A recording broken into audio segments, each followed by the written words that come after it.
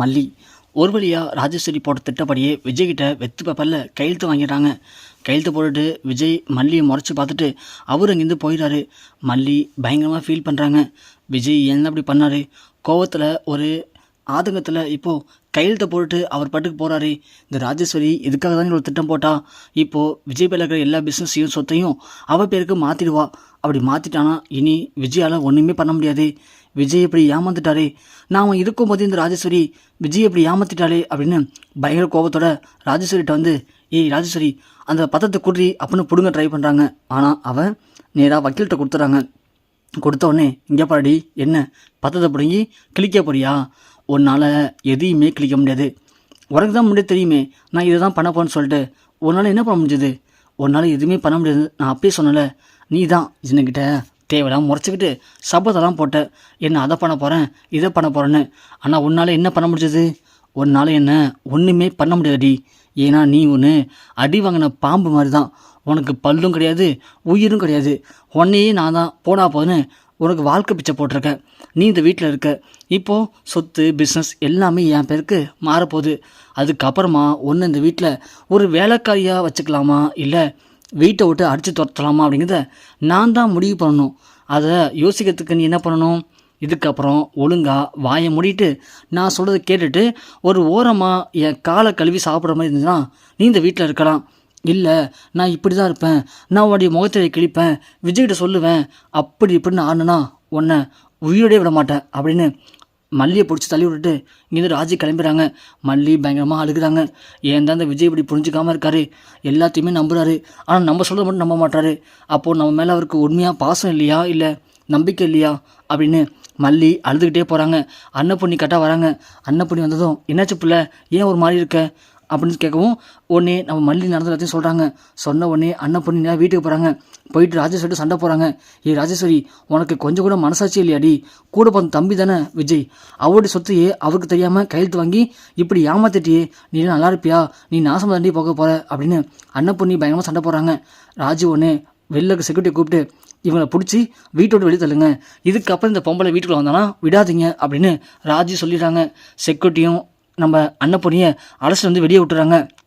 அன்னப்பொண்ணி ஏ ராஜு என்னை வீடு துரத்திட்டால, நான் சும்மா விட மாட்டேன்டி, என்ன பண்ண போன மட்டும் பாரு அப்படின்னு அன்னப்பொண்ணி வராங்க. வரும்போது மல்லி அழுதுட்டு வரதை பார்த்ததும் இங்கே அன்னப்பொண்ணி ஓடி போய் புள்ள என்னாச்சு புள்ள ஏன் ஒரு மாதிரி இருக்க அப்படின்னு கேட்க மல்லியும் சொல்கிறாங்க. சொன்ன உடனே அன்னப்பொண்ணி சொல்கிறாங்க, சரி வா புள்ள நாம் போயிட்டு ஒரு வக்கீலை பார்ப்போம், பார்த்து லீகலாக என்ன பண்ணலாம் அப்படிங்கிறத தெரிஞ்சுக்கலாம் புள்ள அப்படின்னு அன்னப்பொண்ணி ஒரு வக்கீல்கிட்ட அழைச்சிட்டு போகிறாங்க. வக்கீல்கிட்ட போயிட்டு நடந்த எல்லாத்தையும் சொல்கிறாங்க. இது மாதிரி என்னுடைய கணவனுடைய அக்கா என் கணவரை ஏமாற்றி வெத்து பேப்பரில் கையெழுத்து வாங்கிட்டாங்க. இப்போது என் கணவன் பேரில் இருக்க சொத்து பிஸ்னஸ் எல்லாத்தையும் அவங்க பேருக்கு மாற்ற போகிறாங்க. இது என் கணவனுக்கு தெரியாமல் இருக்கிற விஷயம். அவர் அவங்க அக்கா தான் சொல்லி நம்புகிறாரு, ஆனால் அவர் புரிஞ்சிக்க மாட்டாரு. எப்படியாவது என் கணவனையும் அவருடைய சொத்தையும் அவங்க அக்கா கிட்டேருந்து காப்பாற்றணும், அதுக்கு நான் என்ன சார் பண்ண முடியும் அப்படின்னு கேட்க வக்கீல் உடனே, என்னம்மா நீங்கள் சொல்லலாம் கேட்கும்போது படத்தில் வர மாதிரியே இருக்குமா, ரியல் லைஃப்பில் கூட இப்படி அப்படி அக்கா தம்பி இருப்பாங்களா, சொந்த தம்பியை ஏமாத்துற அக்கா, சே கேட்கும்போது ரொம்ப கேவலமாக இருக்குமா. ஆனால் இப்போது நீங்கள் சொல்கிற கேஸ் மிக மிக காம்ப்ளிகேட்டான கேஸ் தான். இதை எப்படி அவரை காப்பாற்றுறது அப்படிங்கிறது சத்தியமாக எனக்கே மிகப்பெரிய ஒரு பயங்கரமான சிக்கலாக இருக்கும் போலையே. இங்கே பாருங்கம்மா நான் கொஞ்சம் யோசிக்க டைம் கொடுங்க அப்படின்னு வக்கீல் யோசிக்கிறாரு. யோசித்து முடிச்சுட்டு ரெண்டே விஷயம் தாம்மா, உங்கள் ஹஸ்பண்ட்டை அவங்களுடைய அக்கா ஏமாற்றி பத்திரத்தில் கையெழுத்து வாங்கிட்டாங்க.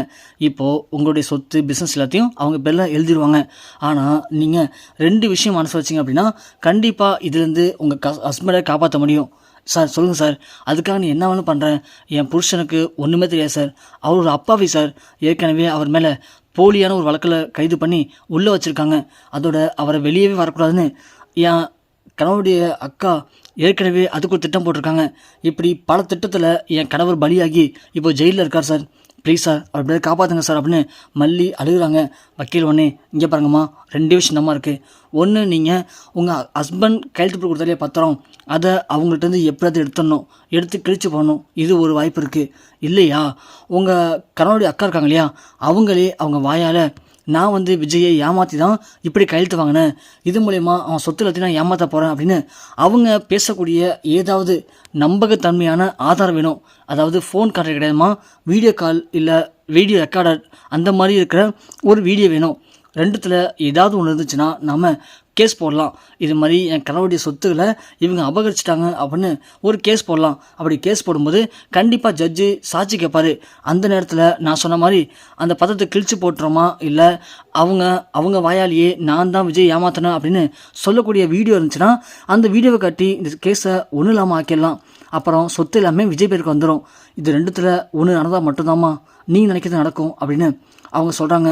சொன்ன உடனே இங்கே மல்லிக்கு என்ன பண்ண தெரில. சார் நீங்கள் சொல்கிறதெல்லாம் ஓகே சார், ஆனால் நீங்கள் சொல்கிற ரெண்டுமே எப்படி சார் நான் செய்ய முடியும்? இது ரொம்ப கஷ்டமான விஷயம் சார்.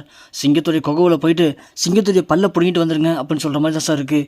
அந்த ராஜேஸ்வரி நீங்கள் நினைக்கிற மாதிரி ஒரு சாதாரண பொம்பளை இல்லை சார்.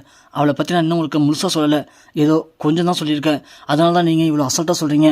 ஆனால் இது எப்படி சார் சாத்தியமாக முடியும் அப்படின்னு சொல்லும்போது நம்ம அண்ணப்பண்ணி என் பிள்ளை அவள் தான் சொல்லிட்டார்ல, அவர் சொல்கிற மாதிரி செய்வான் பிள்ளை. சார் நான் அப்பயே வீட்டுக்கு போகிறேன் சார்.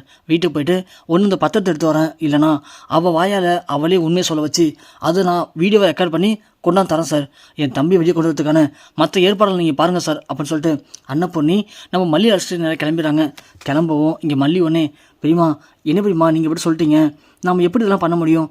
அவள் நாம் நினைக்கிற மாதிரி சாதாரண ஆள் இல்லை பெரியமா. அவள் இன்னாரும் என்னெல்லாம் பண்ணுமோ பண்ணி எல்லாத்தையும் பதுக்கியிருப்பா.